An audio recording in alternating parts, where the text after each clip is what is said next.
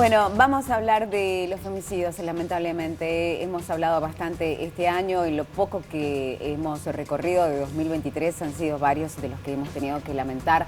Así que es un flagelo sobre el que seguimos luchando, sobre el que hace falta seguir insistiendo desde la justicia, desde todos los lugares posibles en nuestra comunidad. Y bueno, vamos a conversar con una especialista, con la doctora Daniela Morales Leanza. Daniela se ha ocupado del caso Satia, que realmente fue muy renombrado, ha hecho un gran trabajo en el tema y sigue luchando también bastante en el tema de género. ¿Cómo estás? Buenas tardes. ¿Cómo estás, doctora? Bien, muchas gracias. Sí. Bueno, y ahora estás actualmente con la familia de Anaí Bulnes también. Sí, así es. Sí.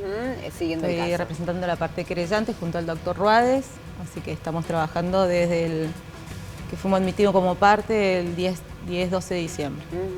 Bien, doctora, estábamos diciendo en el comienzo, ¿no? Esto de que lamentablemente cuántos homicidios se siguen multiplicando, es mucha la lucha, mucha la insistencia, pero ¿qué es lo que hace falta para reforzar? ¿Por qué se siguen dando tanto los homicidios? Bueno, en realidad, a ver, ahora tuvimos un caso hoy, creo que fue ayer. O sea, son 3, la verdad que son alarmantes las cifras. Se han conocido hace poco las cifras de los femicidios ocurridos el año pasado, el 2022. Las cifras a cada cuánto ocurre, cada 33 horas. A ver, la violencia de género y el machismo son conductas aprendidas, y aprendidas no en el sentido del conocimiento, sino aprendidas de aprender a través de modelos incorporadas, arraigadas, ¿no? Desde modelos sociales, culturales, familiares. Hay que empezar a trabajar desde unas medidas de prevención. Si bien a mí me toca abordar la temática de las causas ya cuando el delito está consumado, desde el fuero judicial, el Poder Judicial, creo necesario ya empezar a trabajar con medidas de prevención. Si bien se comenzó, ¿no? Pero desde las infancias, de las adolescencias, empezar a cambiar esta cultura patriarcal que arraigada hace muchos años, empezar a desterrar eso y cómo trabajamos. Si bien es una decisión política, es desde el Estado, no como poder político, sino como todos, desde todas las instituciones. Tiene que haber una implicancia de todos los sectores, de las instituciones familiares, religiosas, educativas, empezar a trabajar desde la concientización, empezar a detectar estas manifestaciones de violencia en oportunidad temprana para poder abordarlas y evitar las manifestaciones extremas, pero trabajar y cambiar. Y no es una lucha de un sector. Sí, esa es la confusión. Pero no es una lucha desde el sector de las mujeres, ¿no? Porque nosotros empoderamos mujeres. Yo no digo otorgar derechos porque hay un reconocimiento de los derechos de las mujeres que es innato, que es por su sola condición de mujer, o condición humana, mejor digo. Empezar a trabajar también con las nuevas masculinidades. O sea, nosotros empoderamos a la mujer, empiezan a entender y empiezan a comprender esas manifestaciones de violencia, salen o deciden salir de ese círculo, de esa situación de violencia, pero ¿qué pasa con el opresor, por decirlo de alguna manera, ante ese no? Ante esa decisión de una mujer de finalizar una relación o salir de esas situaciones. ¿Cómo trabajamos ahí, no? Probablemente esa pareja pueda poner un límite y decir que no, pero sin embargo esta persona, este varón va a continuar por la vida, va a tener otras parejas o potenciales víctimas, ¿no? Y además también me parece importante, Daniel, en este punto al que llegás, que me parece re interesante, es que además ese varón también va a seguir destruyendo su vida, la de sus hijos, la de su familia.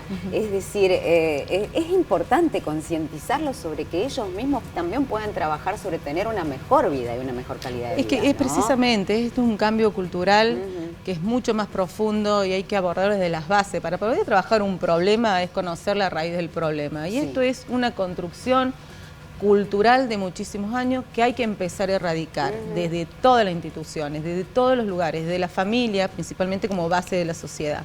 Y después tenemos el Poder Judicial. ¿Cómo abordamos a las víctimas cuando deciden salir de esa situación de violencia ante una denuncia?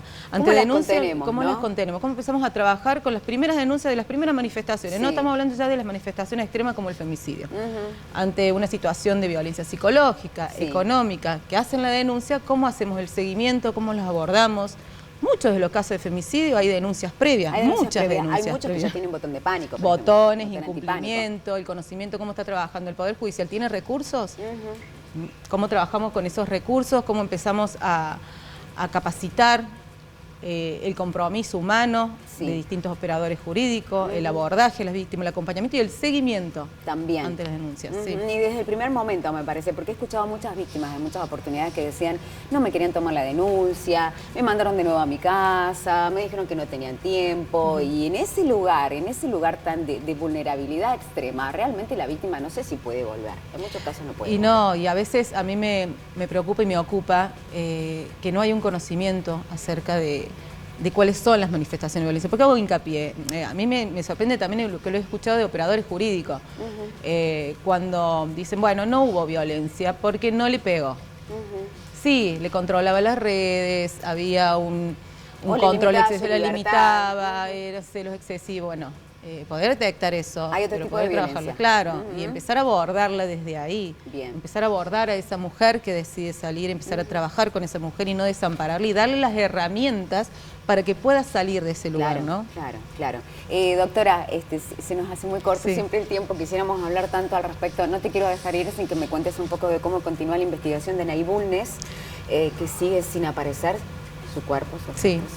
Bueno, nosotros pedimos una medida, sabemos que es bastante complejo el pedido que hemos solicitado y en base a que entendemos que los últimos rastrillajes se han realizado sobre distintos puntos de acopio de basura, los cuales hasta el momento dieron negativo, así que entendiendo también que caminar y llegar al tránsito de esos residuos, que es el destino final de lo mismo, que es en el predio de enterramiento.